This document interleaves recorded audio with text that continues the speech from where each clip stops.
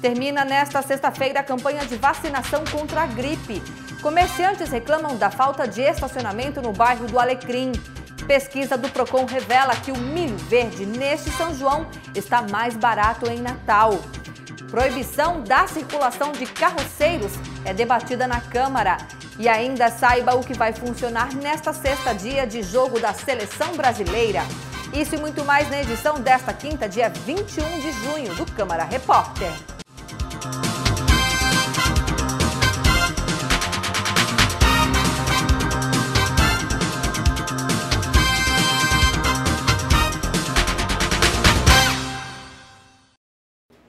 Ir ao Alecrim fazer compras sempre é um desafio, principalmente pela falta de vagas de estacionamento.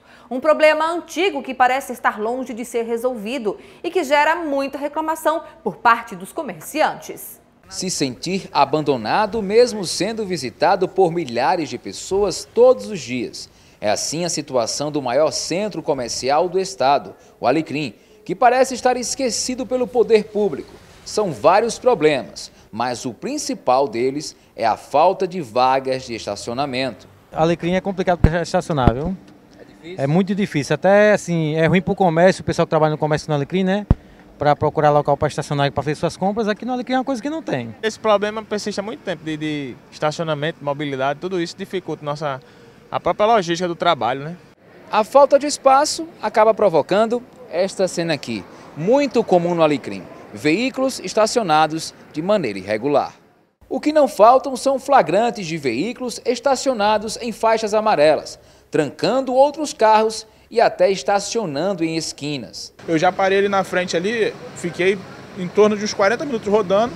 Meu pai foi ao banco, voltou e a gente não conseguiu uma vaga para estacionar à direita. A gente ficou parado no meio da rua, conversando com o guarda para ver se ele não multava. O presidente da Associação dos Empresários do Alecrim, Pedro Campos, reclama que o problema é antigo. Se percebe que falta organização por parte da prefeitura no sentido de delimitar áreas para estacionamento, para carga e descargas, como também para acessibilidade de pessoas deficientes. Ele conta que a cada ano o movimento no Alecrim diminui devido à dificuldade de acesso e à falta de vagas de estacionamento, impactando negativamente na economia do bairro. Ano após ano, há um esvaziamento do bairro em função desse problema do estacionamento. Estima-se que cerca de 40% dos clientes que há 10 anos compravam no Alecrim, há 8 anos compravam no Alecrim, hoje estão migrando para outros centros porque não encontram aqui os espaços para poder estacionar. O presidente da Câmara de Dirigentes Lojistas de Natal, Augusto Vaz, afirma que há 2 anos o órgão contratou uma consultoria para apontar soluções para o problema. Foi levantado que a melhor solução para o Alecrim e os principais bairros comerciais do Natal seria transformar parte das suas ruas no estacionamento rotativo. Esse seria um estacionamento rotativo que se paga pelo tempo de uso, então ele tem um custo muito competitivo, diferente de parquímetros, outras soluções mais caras. Tá? E aí você geraria a rotatividade necessária. O estudo também apontou que mais da metade da população de Natal evita ir ao Alecrim por conta dos problemas de estacionamento. Então a população, na verdade, ela quer ir ao Alecrim, ela gosta do Alecrim, ela gostaria de frequentar mais o Alecrim. Ela não vai porque não tem onde estacionar. Nessa época do ano, o milho verde não falta na mesa de muita gente. E o ingrediente que é fundamental no preparo da pamonha canjica está mais barato este ano. No pátio da Central da Agricultura Familiar em Natal, a mão de milho, que corresponde a 50 espigas, pode ser encontrada a R$ 20. Na Feira do Milho, nem mesmo a chuva impediu a presença da dona Rejane. Cliente tradicional do lugar, ela não abre mão de festejar o São João e a Copa do Mundo com aquela comidinha típica. Canjica, pamonha, assado na brasa, delícia. Não tem coisa melhor, né? A amiga dela aproveitou o embalo e veio junto. A Aurea Lúcia disse que o preço está em conta. Tá muito bom o preço. Todo ano vem comprar. A expectativa da organização do evento é que a venda das espigas de milho deste ano sejam de 50% a 60% maiores que no ano passado, quando foram comercializadas mais de 1 milhão de espigas. Segundo Rubelânio Franco, em média 8 caminhões carregados de milho abastecem a feira. A expectativa é comercializar somente esta semana 600 mil espigas. Esse ano as vendas começaram um pouco fraco, está dando uma reagida agora véspera da principal festa do período junino, né? A expectativa é de fato de uma oferta de milho maior do que no ano passado. Ano passado a gente comercializou aí em torno de 1 milhão de espigas, esse ano a gente está esperando que aumente pelo menos 50%. Isso em virtude principalmente das chuvas, que esse ano foram bons, então a produção aumentou bastante. Os comerciantes têm chegado às 5 da manhã e saído por volta das 11 da noite para atender a demanda. Seu Damião é um dos agricultores distribuídos nas 14 tendas do local. Cheio de energia, ele se mostrou animado com as vendas. Tá R$25, amiga, a promoção aí, ó. R$25 tem 2 preços, 25 tem de 20. Quem manda aqui é o cliente. A Feira do Milho da Central de Comercialização da Agricultura Familiar segue até o próximo dia 1º de julho. O horário de funcionamento é de segunda a segunda, não fecha, abrindo às 5 da manhã e fechando às 10 horas da noite. Termina nesta sexta-feira a campanha de vacinação contra a gripe. Os detalhes com Antônio Neto. 9,5 milhões de pessoas que fazem parte do grupo prioritário no Brasil ainda não foram vacinadas contra a gripe. Deste número, mais de 4 milhões são crianças. Devido aos números baixos, o Ministério da Saúde resolveu prorrogar a campanha até esta sexta, 22 de junho. No Rio Grande do Norte, 89 mil pessoas que fazem parte do público-alvo da campanha ainda não foram vacinadas. Em Natal, a campanha continua até que os estoques de vacina sejam zerados. Antônio Neto para o Câmara Repórter.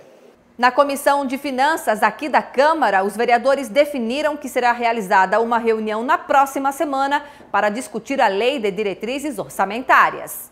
Abrindo os trabalhos da Comissão de Finanças, os parlamentares agendaram uma reunião extraordinária na próxima semana para apreciar a LDO, Lei de Diretrizes Orçamentárias do município de Natal.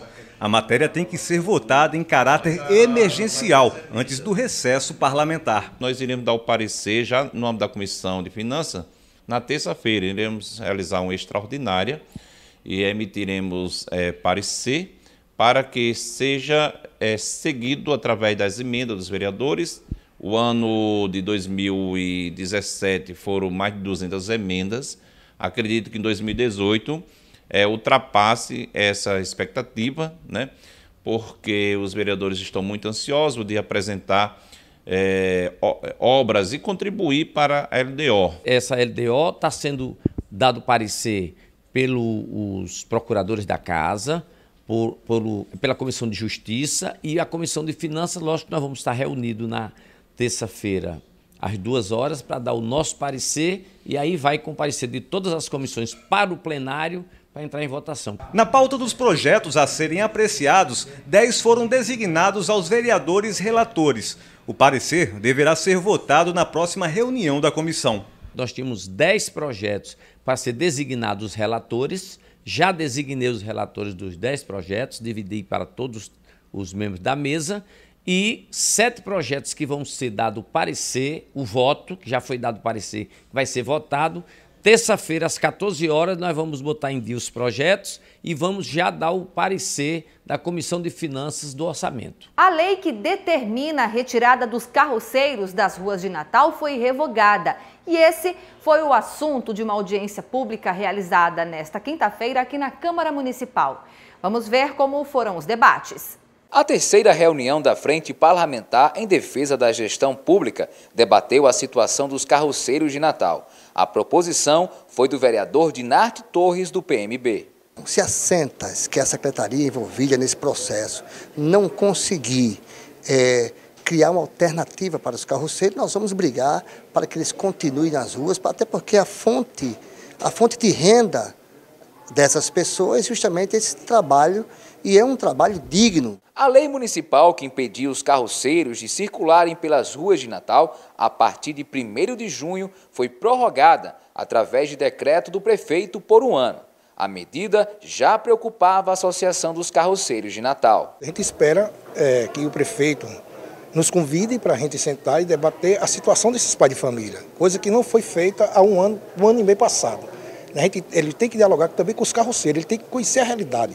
Não botar só em secretaria, que muitas delas não sabem a realidade do carroceiro, né? E nós temos aqui pessoas de idade, nós temos pessoas que ainda têm deficiência, mas não é aposentado. Então tudo isso tem que ser debatido. O Departamento de Gestão Pública da Universidade Federal do Rio Grande do Norte participou das discussões. A professora Raquel Silveira afirma que a UFRN tem realizado pesquisas e desenvolvido estudos que possam contribuir com a garantia dos direitos dos carroceiros. Observando como é que leis que vêm surgindo, vêm sendo publicadas em nível nacional, vem tratando essa realidade. De um lado, a proibição de circulação de veículos a tração animal, do outro, a necessidade de incluir pessoas que, durante anos, sobreviveram a partir da coleta de materiais utilizando a tração animal. Porque o que é que a gente estuda? Que para esse grupo é importante que a gente garanta oportunidades diversas de ficar na mesma atividade ou de mudar de atividade, possibilidades caso ele deseje continuar na mesma atividade e que seja uma opção viável. O mandato do vereador Dinarte Torres tem acompanhado as discussões sobre o assunto e chegou a apontar algumas soluções. Fazendo desses carroceiros, levando eles para uma fonte para o turismo, né? Levando um projeto para a Redinha, que seria levar turistas da Redinha até Genipabu e utilizar ali em torno de 50 carroças. E outra proposta nossa é que as carroças elas possam continuar sendo utilizadas nos bairros, saindo das principais ruas de Natal. Segundo a Procuradoria Municipal do Meio Ambiente, durante este prazo em que a lei foi prorrogada, a Prefeitura de Natal irá implantar soluções que contemplem a inclusão social, a educação ambiental e o bem-estar do animal. Por exemplo, a política de retirada dos animais, deles serem retirados da cidade, porque o próprio Código Sanitário não admite essa criação de animais na cidade.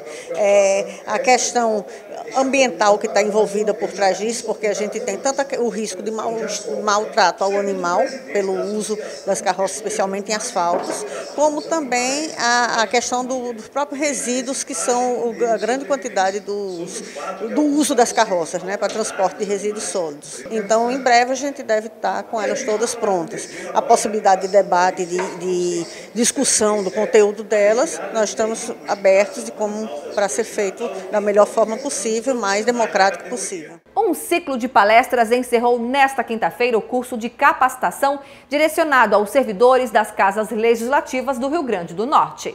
Após 3 dias de oficina, assessores das câmaras legislativas do Estado participaram do Encontro Regional Interleges. O evento encerra as atividades com um balanço positivo no Rio Grande do Norte. Esse treinamento foi muito importante para essas casas, porque, com exceção de uma Câmara Municipal, todas as demais não tinham nenhum sistema automatizado do processo legislativo. O que é que a gente chama de automatizar?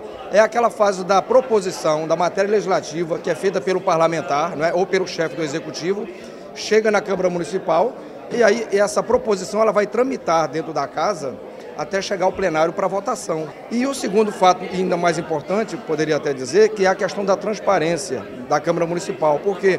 Porque o cidadão também vai ter acesso a esse sistema via internet. Os nossos produtos dão essa capacitação para a Câmara a custo zero, para que ela coloque todos os produtos, serviços dela junto à comunidade, através de um portal modelo, que é o que a gente oferece também.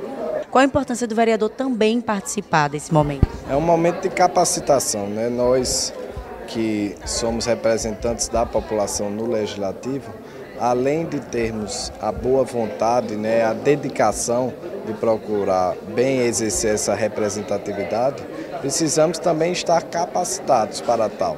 Né? Não adianta você apenas querer fazer um bom trabalho, você tem que saber por quais meios, de que forma você bem exercer esse mandato. Nós precisamos, claro, conferir cada vez mais a ética, a política, mas é indesmentível que nós temos que perseguir o fato de que o legislativo, ele depende sobretudo da comunicação.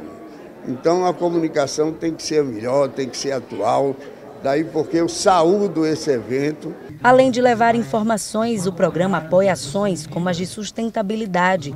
Em Natal, a Câmara Municipal já adotou algumas delas. Câmara Verde, o Portal da Transparência, E nós vamos ampliar com muitos outros módulos que tem no LB para melhorar em muito a qualificação da Câmara Municipal. E também estender, através da Federação das Câmaras Municipais do Rio Grande do Norte, da FECAM, para outras câmaras que compõem todo o nosso colegiado, tanto da região metropolitana como dos outros polos.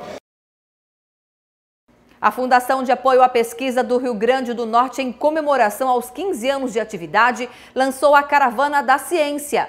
Na ocasião, foi feita a assinatura de um termo de cooperação entre a Fundação e a TV Câmara Natal. O evento abriu a programação que se estende até o final de novembro. Durante o período, a Fundação planejou um cronograma com 20 atividades distribuídas em todo o estado. A gente vai para todo o Rio Grande do Norte até dia 30 de novembro. O ápice será uma audiência pública no dia 14 de novembro, em homenagem aos 15 anos da FAPERN.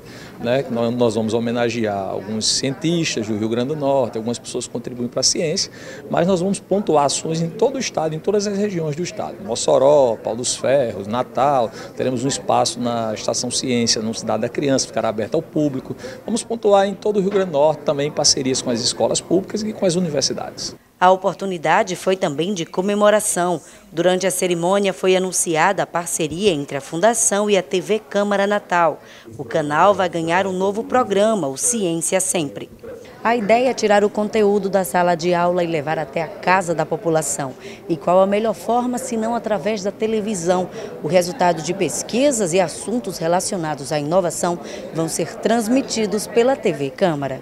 Para que a gente possa, através do trabalho desenvolvido pela FAPERN, através das universidades, através dos trabalhos científicos e pesquisa de todas as universidades do Rio Grande do Norte, não só as que estão em Natal, mas a do semiárido, a UERN e, enfim, os campos avançados de todas as cidades onde existe essa produção científica, essa produção tecnológica, essa produção hoje que o Rio Grande do Norte não tem conhecimento. Nós precisamos de mais, educar mais, ajudar a educar mais a população, levar informações mais, vamos dizer, trabalhadas, mais cuidadas, e acho que um espaço desse é muito precioso. E eu aproveito para parabenizar a TV Câmara pela iniciativa de se associar a proposta da FAPERN, da Fundação de Pesquisa do Estado do Rio Grande do Norte, nessa iniciativa por ocasião dos seus 15 anos. O programa deve popularizar o termo pesquisa. A ideia é mostrar à população que esses estudos têm tudo a ver com o que acontece no dia a dia. Nós precisamos mostrar o que se faz aqui no Rio Grande do Norte, que a ciência que é feita aqui está muito próximo do público. O público, às vezes, ele não tem conhecimento da importância de uma pesquisa que é feita na universidade para a vida no dia a dia dele. Eu acho que a TV Câmara cumpre um grande papel em popularizar essa ciência e mostrar à população que ela pode ter ciência, tem ciência perto dela e deve valorizar isso. Nesta sexta-feira, a seleção brasileira enfrenta a Costa Rica pela Copa do Mundo, a partir das 9 horas da manhã. E agora a gente vai saber como será o funcionamento das repartições públicas municipal e estadual com Hugo Fernandes. Pois é, Amanda, em virtude do Jogo do Brasil, algumas repartições públicas decretaram ponto facultativo e outras vão funcionar em horário diferenciado. Nos bancos, por exemplo, o funcionamento vai acontecer de 1 às 5 horas da tarde. Já nos órgãos federais, o funcionamento vai acontecer de 2 horas da tarde às 6 da noite.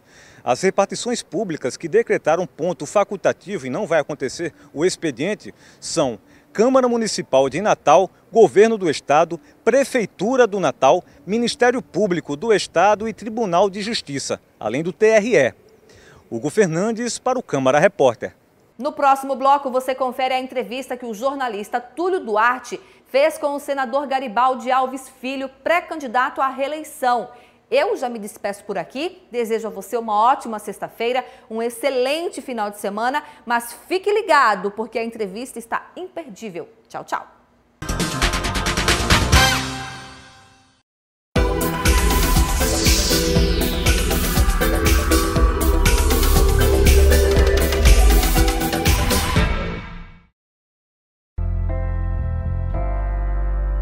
Eu espero voltar para minha casa. Você sonha em voltar para sua casa? Você acha que isso pode acontecer ainda? É uma realidade da vida, né? Nenhuma família vai querer um jovem que esteja num abrigo, que tenha vários perfis de adolescentes, de várias formas, várias vivências. Eu acho que é uma das coisas que eu mais sinto falta, que é da minha família.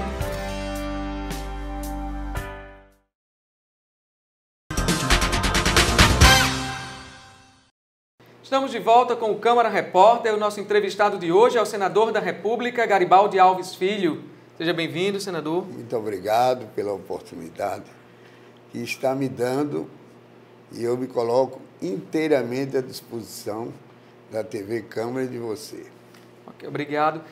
Senador, nas eleições deste ano, 54 das 81 cadeiras do Senado Federal serão renovadas, ou ocupadas por novos políticos ou pelos atuais senadores que possivelmente venham a ser reeleitos. O senhor é pré-candidato ao Senado, né? Está colocando o nome do senhor à disposição para disputar uma reeleição e, inclusive, já aparece nas pesquisas de intenção de voto, liderando essas pesquisas. Qual a avaliação que o senhor faz desse cenário da disputa estadual para o Senado da República? Olha, quando nós falamos dessa campanha que virá, há uma definição logo de qualquer um interlocutor. Olha, essa eleição é difícil, complicada, o cenário está muito indefinido nos dias de hoje. Realmente está, mas o que eu quero dizer é que eu me preparei, claro, refleti, sou candidato após essa reflexão, com a certeza de que estive sempre no cumprimento do meu dever, do meu mandato, colocando o meu mandato à disposição de todos os norte-riograndenses. E o que é certo é que eu espero, e já isso está acontecendo, conforme você assinalou, nas pesquisas, há ali esse sentimento de que eu cumpri o meu dever novamente, estou no Senado há vários anos, me afastei apenas para ser ministro da Previdência e, antes disso, para ser governador do Estado. Claro que foram anos de peleja, de luta, de desafios. É uma pré-candidatura, senador, com muitos candidatos ao Senado, né? Como é que o senhor tem observado essa movimentação política? Se nós olharmos para o fato de que muitos estão disputando o Senado, isso é gratificante, porque revela a disposição que essas pessoas, que esses cidadãos têm de pleitear um mandato no Senado Federal. Antigamente não se dava assim. O Senado era resultado das campanhas políticas, das vitórias, das eleições, de vários mandatos. Hoje não. Hoje, se você não foi ainda deputado estadual, federal, você já está pleiteando o Senado. Eu não posso me queixar, porque, veja bem, eu, quando fui prefeito de Natal, fui prefeito a partir de 1986, por apenas 3 anos de mandato. Mas, depois dos 2 anos que eu fiquei sem mandato, eu fui eleito senador pelo Rio Grande do Norte, em 1990. Então, eu considero isso muito honroso para mim e compreendo o cenário que está diante de nós. Senador, esta é a primeira eleição geral após o Supremo Tribunal Federal ter proibido o financiamento empresarial de campanha, o que aconteceu em 2015, e também após a classe política ter sido envolvida na Operação Lava Jato. Sobre esses dois assuntos eu também gostaria de conversar com o senhor, começando sobre a proibição do financiamento empresarial. A partir de agora, há apenas o fundo de campanha e o fundo partidário. Isso torna as eleições mais difíceis? O senhor é a favor dessa proibição do financiamento empresarial? Totalmente como está, não. Eu acho que essa transição se fez de uma maneira muito abrupta, de uma maneira muito radical. Você poderia perfeitamente estabelecer parâmetros e toda uma fiscalização em função dessa época nossa, estaria ali para garantir a lisura do pleito e a lisura das doações. Mas Inês é morta, nós vamos ter o financiamento apenas oficial. E eu diria a você que, claro, essa transição preocupa todos os candidatos, principalmente aqueles que não têm recursos próprios, porque há candidatos que têm recursos próprios. Eu não tenho, eu sempre me vali de ajudas, de apoios, de financiamentos. Agora, o senhor não acredita que esse relacionamento com o setor empresarial, no sentido do financiamento, acabou por resultar essa relação que ocasionou a Operação Lava Jato? Claro, claro. Porque se abusou. Olha, é preciso separar o joio do trigo. Se eu fui a um empresário pedir ajuda da campanha, isso não significa que o empresário me ofereceu uma vantagem ilícita, nem significa que eu fui buscar uma vantagem ilícita. Então, claro, nós estamos vivendo um momento de muita turbulência no país, de muita falta de compreensão, de muita intolerância, e vamos se enfrentar, vamos jogar o jogo das regras que estão aí. Agora, tratando especificamente da Operação Lava Jato, há um inquérito no Supremo Tribunal Federal contra o senhor por lavagem de dinheiro e corrupção, em que o delator Sérgio Machado diz que o senhor teria recebido vantagem indevida. O que o senhor tem a dizer à população a respeito dessa... Primeiro, eu queria esclarecer que o senhor Sérgio Machado não fez essa afirmação. Você pode ler lá na denúncia dele. Aliás, a denúncia de Sérgio Machado está sendo uma das mais questionadas, passível de anulação. No meu caso, eu fui a Sérgio Machado porque, na condição de PMDBista, ele poderia me dar uma ajuda, como de fato deu, e se deu, não deu nem para o PMDB. Ele deu para a campanha de Fátima Bezerra. Eu fui apenas o interlocutor que me coloquei à disposição e aí recebi essa missão. Mas a doação teria sido para o diretório estadual do PMDB. O diretório estadual e o diretório estadual do PMDB, né? Fez chegar ao PT a doação. Você veja aí como eu me mostro até indignado por ver que o meu nome está envolvido numa coisa que, não resta dúvida, não tinha nada de ilícito. Mas, infelizmente, nós não estamos separando bem o joio do trigo. Tem que haver. O senhor acredita que há nesse processo uma criminalização da política? Isso aí há. Eu não diria esse processo, porque daria... Específico, no geral. Porque daria ideia do geral e não há uma coisa generalizada.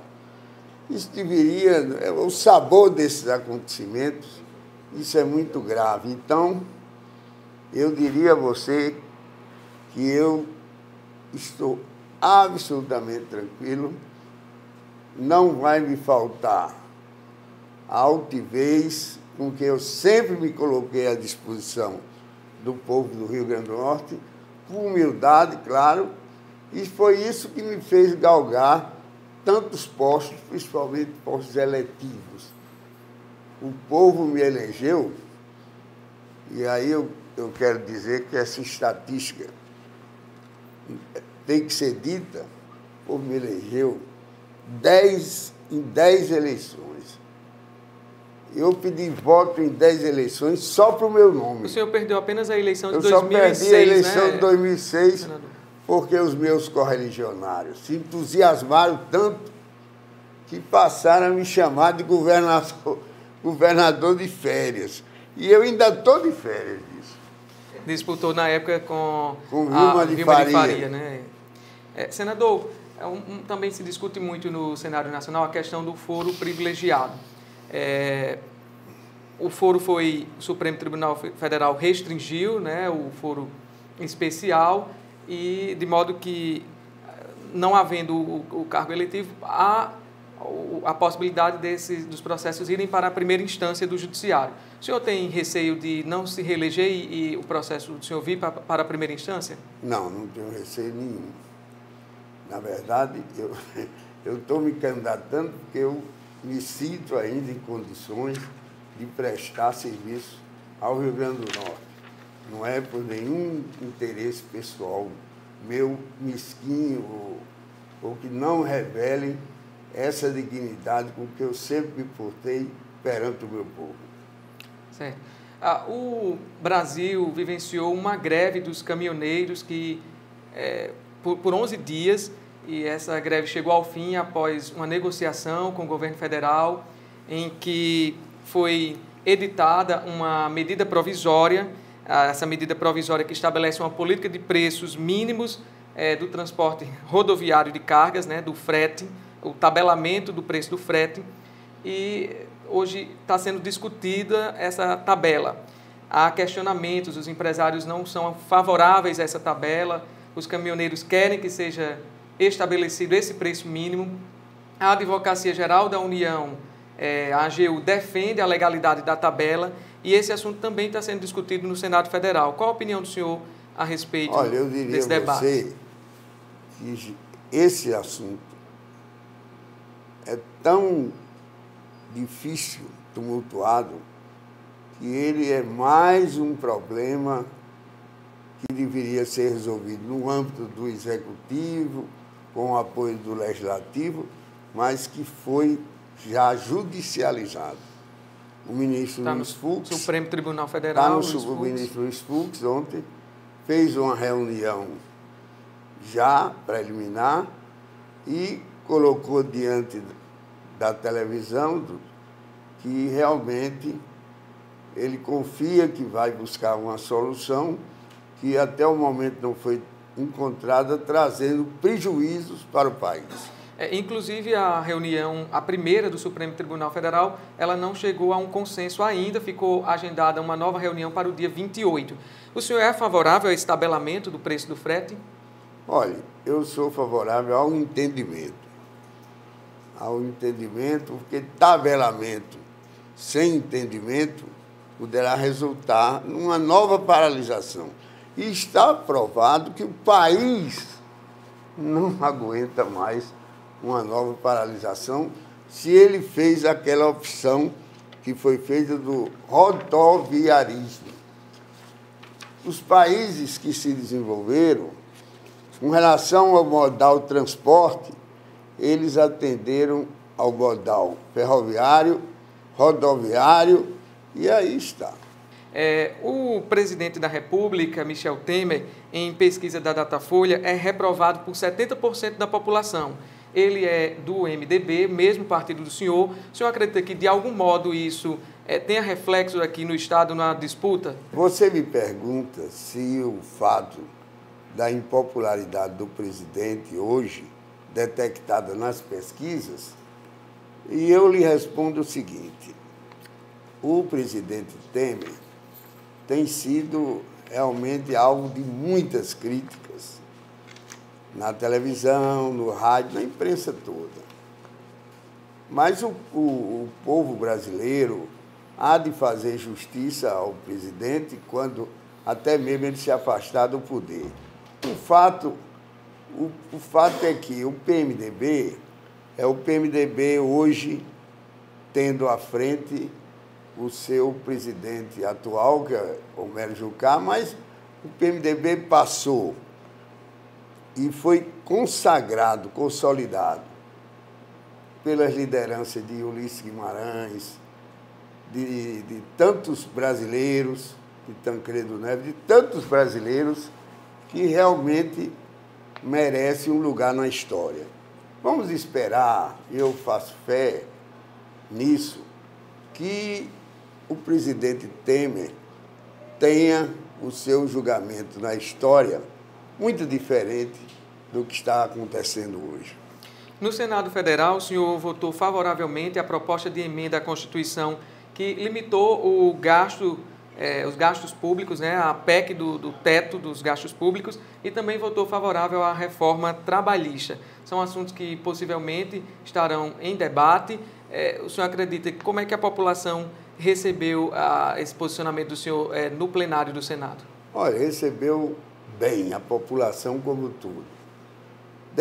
Determinados sindicatos não receberam bem, e eu até compreendo isso, porque há no bojo daquela reforma uma coisa que atingiu todos os sindicatos, que foi a eliminação do imposto sindical. Então, isso já criou uma incompreensão muito grande com relação àquelas medidas, mas eu quero dizer aqui que votei e não me arrependo, e acho que o país precisa de outras reformas, a reforma tributária, sobretudo, a reforma da Previdência com cautela, para não atingir aquelas pessoas que já têm o direito adquirido. O senhor, inclusive, foi ministro da Previdência Social e o senhor... Fala-se muito na questão de que a Previdência estaria quebrada. O senhor que foi ministro, qual a realidade que o senhor... A Previdência está quebrada. A gente não gosta de dizer quebrada porque sugere um desmoronamento total. Mas que a Previdência está vivendo um momento muito difícil. Eu estive lá no Ministério, constatei isso. Aliás, eu quero até dizer que eu estive lá num tempo de vacas gordas, porque expandimos a rede de agências. Com essa expansão, a população só fez se beneficiar, porque antigamente se tinha com poucas agências e com uma rede tecnológica que hoje já se detém. Hoje nós temos condições de um atendimento muito melhor. Aí você poderia me dizer, mas em determinadas fases o atendimento ainda está sendo moroso. Está em função dessa crise que realmente não acometeu só a prestação de serviço da Previdência. O próximo presidente da República, senador, inevitavelmente terá de enfrentar esse tema da reforma da Previdência? Terá. E quanto mais rápido ele enfrentar, melhor para o país e melhor para o segurado e o futuro segurado da Previdência. Porque a maior, eu não quero fazer terrorismo, mas a maior ameaça que nós temos é aquela de se dizer que a Previdência não vai poder pagar os benefícios. Alguns países, e é muito citado o exemplo da Grécia, chegaram a cortar o benefício. Isso seria, eu diria a você, para as pessoas que contribuíram durante muitos anos, na esperança de terem uma aposentadoria melhor, isso realmente é uma coisa lamentável. O senhor, senador, já foi chefe da Casa Civil da Prefeitura de Natal, deputado estadual, prefeito de Natal, senador da República, governador do Estado, presidiu o Senado Federal, foi ministro da Previdência. O que ainda motiva o senhor a seguir na carreira pública, né, em disputar cargos eletivos? A maneira como você tratou tudo isso, eu compreendo, que pode dar a impressão que eu não tenho aquele vigor que eu tive quando assumi uma cadeira na Assembleia Legislativa, quando assumi a Prefeitura de Natal. Mas eu quero dizer aos nossos empreendedores que vigor não se mede pela idade.